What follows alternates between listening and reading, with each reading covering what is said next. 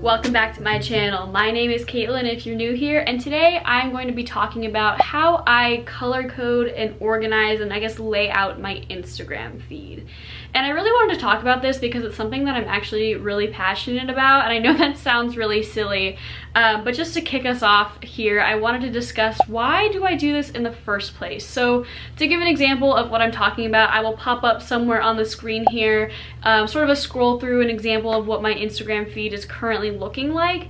And as you can see, I do color gradient my Instagram feed, and the reason why I do this is because I've sort of always been interested in color. I love color theory. I love, you know, making color boards and like color inspiration and stuff like that, and I've been doing that for pretty much as long as I've been able, as long as I've been looking at fashion magazines. If my mom was here, we could just ask her, but one of my favorite pastimes when I was a kid was to go through my fashion magazines and tear out pages and put them back together in binders to create new magazines.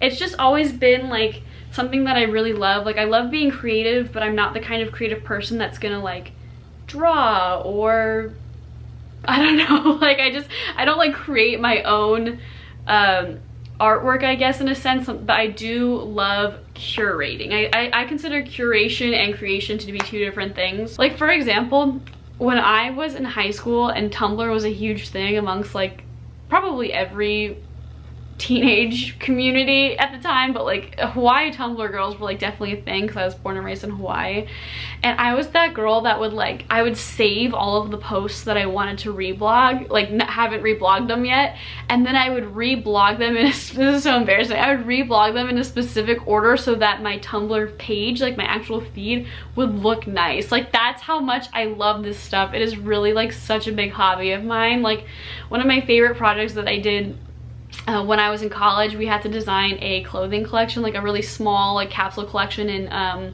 believe it was honestly Photoshop or InDesign, Adobe InDesign. But the first part of that project was simply to come up with a color board, and I did mine based on Wes Anderson movies, which I'm a huge fan of, and that was like one of the best projects of my life. Like, I still have it saved somewhere else. If I can find it, I'll honestly put it up, but I just loved the color board aspect of it and the finding the inspiration images, and like, oh my gosh, I live for this. I know that's like so geeky, but hopefully some of you guys can relate. I've always known that I've wanted to sort of keep my Instagram feed color cohesive. I'm not the kind of person that just likes to post things off the cuff on the day that they happen, which is fine if that's what you're into, but if that is what you're into, this might not be the video for you. So yeah, let's go ahead and get right into it. My tips and tricks and how I make sure that my Instagram feed is organized by color. Okay, so if you're new here, please go ahead and check out my Instagram. Again, I'll have it somewhere around here. It's at Caitlin Mahina. And it may not be super obvious if you haven't seen my highlights on my Instagram that shows my feeds, but at this point in time, I am organizing my feeds by month, my colors by month. And what I mean by that is each month has a different color assigned to it. So I'll pop up pictures on the side. I'm gonna go ahead and list out the colors that I have going. So for January, I did white. For February, I did purple. For March, I did green. April, pink. June, yellow. July, white again. August, red. September, green, but a different green, a warmer green than March. For October, I did orange for obvious reasons, and November, which I am currently working on, is gold, and December will be red again. My bigger picture plan for this is that when the world goes back to normal, I love to travel, so I'm definitely going to be traveling more. And when I do get to the point where I'm traveling, I will be organizing my feed based on colors from like certain locations that I'll be traveling to. Like, for example, I know like if I go see the Grand Canyon, the color theme for my feed would be orange, you know, stuff like that. It helps me because I'm the kind of creative person where, you know, there's so many things that you can take photos of to post to Instagram. We all know that. Selfies, flat lays, all the different types of outfit photos. Now we have reels, IGTVs, videos. Like, there's just such a wide array of things that you can take photos for, and I find it really helpful for me when I set sort of a parameter of what I'm going to be shooting, because otherwise I just like, I get overwhelmed by choice, if that makes any sense. So for me, the first step, my first tip is going to be planning. I cannot stress this enough. If you want to do something where you organize your feed by color, even if it's just sort of, I'll put some examples on the screen here, like a more casual organized by color, like you have like pops of like pink. You have to plan, because odds are when you're going through your day-to-day life, you don't just have like moments or like photograph worthy moments that happen to all be the same color. The first step for planning for me is getting inspiration. And so because my Instagram is currently organized by color and by month, I actually have saved folders in my Instagram, like, you know, you can save posts and stuff like that, labeled, you know, January, February, March, April, all the months, and they have photos in there that I like that are all the color that I'm looking for. So for example, what's one that I really like? April. Like, I'll pop April up here.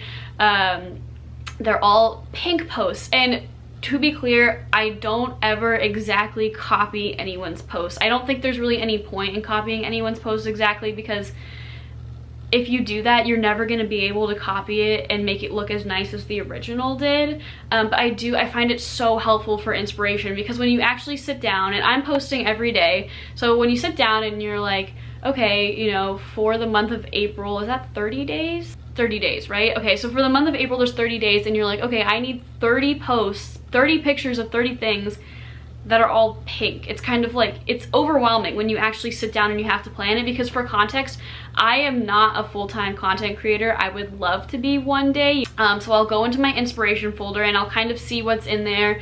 And like, for example, I live near Washington, DC right now. So in the month of April, coincidentally, is cherry blossom season. So I'll know, okay, like, I want to take some photos of cherry blossoms this month. In my notes on my laptop, like, okay, so for April, we're gonna take photos at the Cherry Blossom Festival at this one pink cafe against a white wall, wearing a pink dress with some pink flowers. And I know that sounds kind of crazy, but if you don't actually plan it out, it's so hard to like force an inspiration if you don't already have some. So like I said, first tip, find some inspiration. So when you're doing your research, make sure that you're looking, like, just cast a really big net. Like, look for cafes, follow people that live in the area, like other content creators in the area that you know take photos of the area. Like, for example, I used to follow a bunch of like DC accounts, some Georgetown accounts, because they were constantly posting like pretty pictures of certain areas. Like through accounts like that, I was able to find like red houses in Georgetown, or like the purple door. If you've been following me on Instagram, you know I posted like 3 pictures of this one purple door for February. But really, like, no matter where you live, I truly think that you can find whatever backdrop or whatever it is that you're looking for to take photos, even if it's at home. Even if you just dedicate one white wall in your house and you're taking photos there, if that's what you need to do, then that's what you need to do in order to sort of get your feed organized by color. Sometimes you're just not going to find that many locations that are in the color that you're looking for. Like, for example, yellow is a hard one for me. There just aren't that many yellow places unless you're thinking like yellow flowers, for example. So something that I do is I will also use my clothing or even props to help get the color that I want. So for example, like I said, for June was a tough one for me, partially because we were in quarantine at that time, like full quarantine.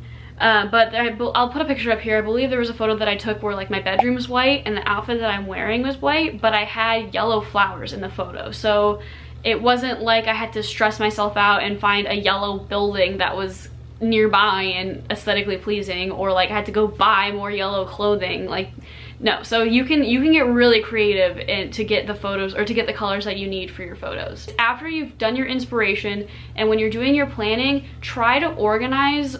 If you're like me and you have to take multiple photos at the same time, like on the same day, try to organize things by location. So if I know, for example, for the month of April, I can take, let's make this simple, I can take 10 photos in the Washington, D.C. area, I can take 10 photos in that little town that I just talked about, and I can take 10 photos at home. It's never like that simple, but it makes it so much easier when you plan it out, because then you know, like, okay, I'm gonna spend this Saturday in Washington, D.C. taking all of the photos that I need to take in order to have content, basically. Because if you're like, oh, like, I'll go up to D.C. or I'll go to this location for wherever you are, I'll go to this location for these 2 outfits, and then like halfway through the month you realize you need to go back there to take more photos there. Like, you really, what I'm trying to stress here is you really need to be consciously planning this out if you want it to work. Okay, so you have all of your photos shot at this point in time, and you're thinking to yourself, well, how am I going to make sure that these all look really cohesive?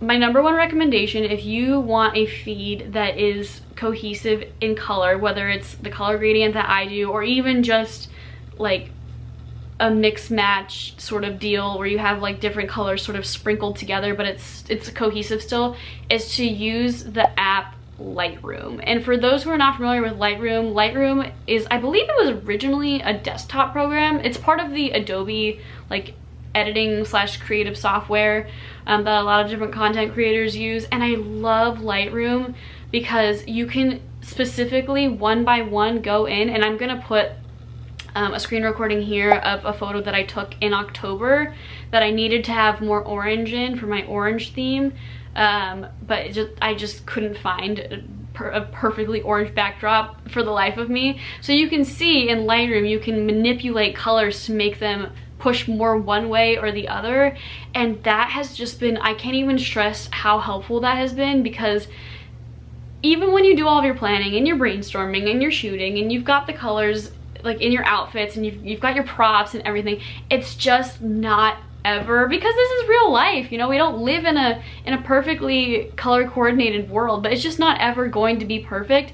So I'll see how many examples I can put up here on the side, but like, I swear by Lightroom, and I think I will do a dedicated photo editing video at one point. I didn't want to sort of try to cover too much in this video, but like I said, there will be times when you're just like, oh my gosh, like I took this photo and it just wasn't the right color green, and you can shift it from a blue green to a yellow green, and before you know it, bam, all of the greens and all of the photos that you've taken for the month of, you know, September have the same shade of green, even though they didn't have that in real life. Okay, so you've got your photos, they're taken, the colors match because you've edited them in Lightroom, and now it's time to actually lay them out. And again, I will put some kind of screen recording here showing me organizing photos so that they look nice in a feed. But I love to use the app Preview. I used to use the app Unum. I don't know if that's how you pronounce it, UNUM. I know other people like to use Planoly. There's a variety of different options. I personally like Preview because it is the only app out of the ones that I've just listed so far that I know will include reels in your feed after you've posted them, because reels are like a pretty new concept to Instagram at the time that this has been filmed. And it's frustrating when you have posted something and then for whatever reason the layout app that you're using won't show it after it's been posted. So I recommend Preview myself. But this step isn't really that hard. Like, just because you've taken so many photos at this point in time, if you're like me, like when I go shoot like 5 outfits in a weekend, it's just, you just gotta play with it. Just play with your feed one by one, every single photo. Like, so say you've got like your layout and you can see all of the photos that you've already posted. I literally go one by one. I will, like, say I have 10 photos that I've taken that can be posted next, so to say. I plan my feed 1 week at a time because I don't have time to plan it during the week because I do have a 9-to-5 job. But I will literally go photo by photo and be like, okay, does this one work? No. Move it to the top. Does this one work? No. Move it to the top. And you just, I can't really give you any specific advice here on like how to make it look good. But for example, like I won't put 2 photos next to each other with the same outfit. Just straight up no. I won't put 2 photos next to each other that are both, like maybe it's I'm in a similar pose or my body is the same sort of, takes up the same amount of space in the frame. Like I won't post 2 shots of like photos of me from here up. I won't post 2 shots next to each other that are like me looking back. You know, that's just personal preference. That'll have to be something that you decide for yourself. But this step is probably my favorite part because you've already done all the hard work of planning and taking the photos and editing them. Now you're just having fun. Like this is what I live for. This is what I was talking about when I say that I just love like making mood boards. All right, and this is my last piece of advice, is to have as many backup photos as you possibly can. And I don't mean just taking photos and like posting something like terrible just so that it matches with the color, because that's not really the goal either. For example, say I'm shooting an outfit and I know like I have the background picked out, I have the outfit on, and I know that I want to do a certain pose to like sort of go with the background. Even if I like totally nail that photo and I'm like, yes, that's great, that turned out exactly how I wanted it to, I don't just walk away and I'm like, all right, next outfit. Like I will go out of my way to try to find either a different pose or a different location or a different angle or something with the same outfit on, just because, you know, especially like me, if you're like me and you're not content creating full time, you need to have those backup images, because say you take the photos and you've edited them, sometimes when you're organizing that feed before you post in the last step, like nothing will look right and you'll be kicking, excuse me, and you'll be kicking yourself because you're just like, why didn't I take more photos? Like I was there, I had the outfit on, I did my damn makeup, like why didn't I take more photos? So that's my #1 piece of advice. Like just anywhere you look, like take as many photos as you possibly can of things that you genuinely think might be a good enough quality to be on your feed. Like, you know, I'll post the picture here, but there was this incredible sunset, a beautiful purple pink. I will forever remember this sunset that I took, and I'm not gonna lie, I took this photo in December at like 5 in the morning. Actually, that's not accurate. Probably like 7 in the morning. I had just walked out of my apartment's gym, because this was before gyms had closed. And I looked up and I saw this incredible sunrise. Did I say sunset? Sunrise. And I snapped a picture of it and I was just like chef's kiss, like this looks incredible. And I held on to it. I didn't post it right away because it's a purple ass sunrise, and so I held on to it and I didn't post it until February. And I'm not saying these like serendipitous moments are just gonna happen to you every day, but take photos. Like if you're out shooting and you see this adorable red little house, and just taking a picture of it even with no outfit is like a really great photo, but it's June and you're taking your yellow photos, hold on to it and like keep your photos organized in a place where you can access them. Like, so for example, I'll put a little screenshot up here again, but in my Lightroom app, I have my photos organized by month. So what I do is I put the photos in there, I edit them, and if I have already posted the image on Instagram, I will remove it from the album. So as you can see, for example, I think the month of, maybe I'll put a month here. I can't think off the top of my head which month I still have photos in right now. But for this month, as you can see, even though it is not this month anymore, the next time that this month happens, I sound so weird saying this, I have like some photos backed up that I can use to play with. You know what I'm saying? Because I haven't posted these yet on Instagram. I'm not a big fan of like reposting photos. That's just a personal thing.